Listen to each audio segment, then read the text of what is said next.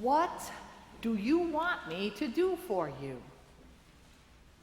My teacher, let me see again. With this simple request, Jesus heals Bartimaeus, who we are told no longer blind, immediately follows Jesus on the way.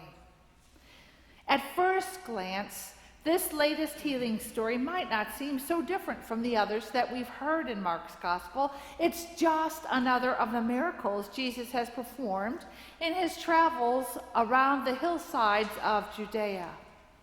Just a few chapters back in Mark, there is an accounting of another healing story where Jesus again restores sight to a blind man at Bethsaida with a little spittle.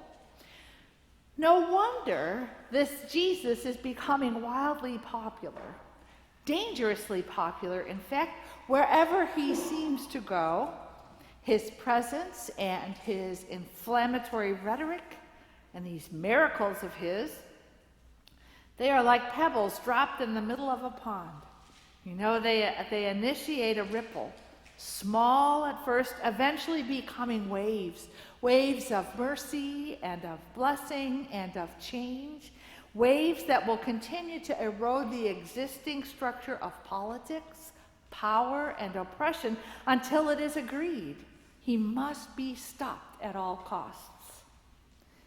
In fact, this latest stop in Jericho, where he and the disciples pass through and gather up amongst them another loud crowd, well, it is the very last stop before he heads to Jerusalem and all that awaits him.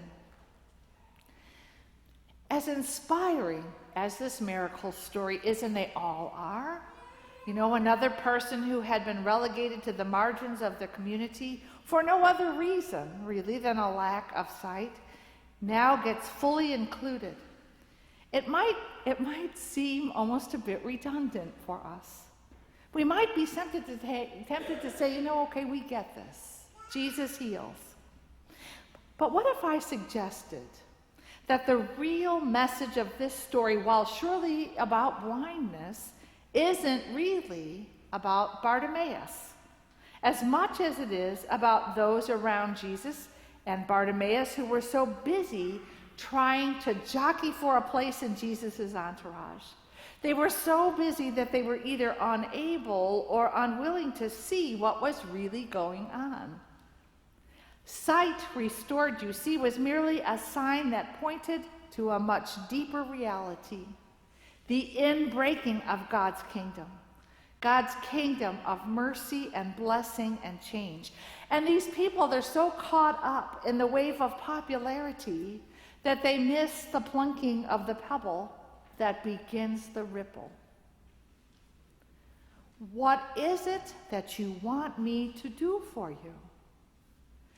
Only last week, Jesus asks this very same question of James and John, who are jockeying for positions of power and glory, if you will recall. We want to sit with you, one on your right and one at your left, because they believe that Jesus is establishing a totally different kingdom.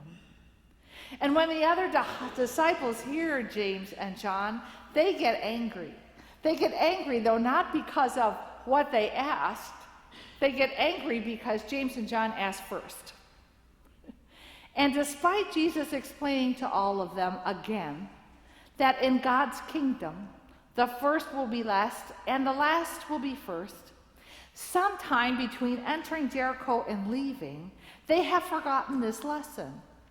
Because when Bartimaeus, the consummate outsider, starts calling out for help and is told to put a sock in it, those who believe they are the closest followers of Jesus do nothing.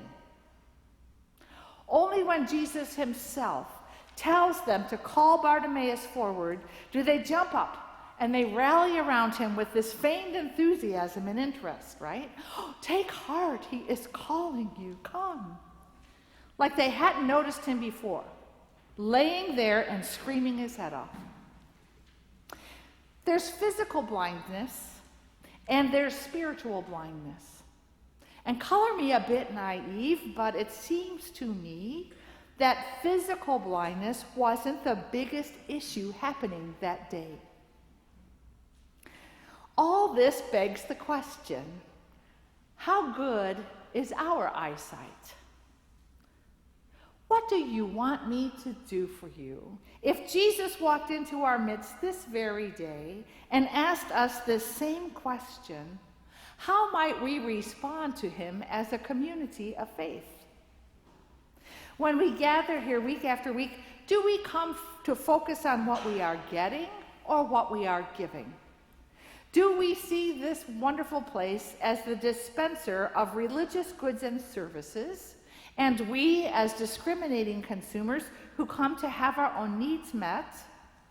Or are we able to recognize ourselves as a people gathered to prepare and encourage each other to continue to follow Jesus on the way, spreading God's kingdom to the Bartimaeuses of our day, immigrants, refugees, the poor, the imprisoned, the hungry, the homeless, women, people of color, all the oppressed and marginalized who are compelled to be quiet because people prefer to remain spiritually blind to the call of Jesus to listen and respond to the cries for mercy that are lifted up all around us, right?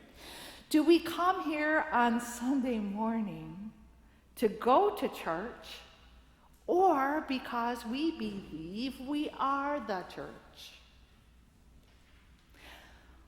What do you want me to do for you? I pray that our response, both on our lips and in our lives, be the same as that of Bartimaeus. Good teacher, we wish to see, so that we too can follow you on the way. Amen.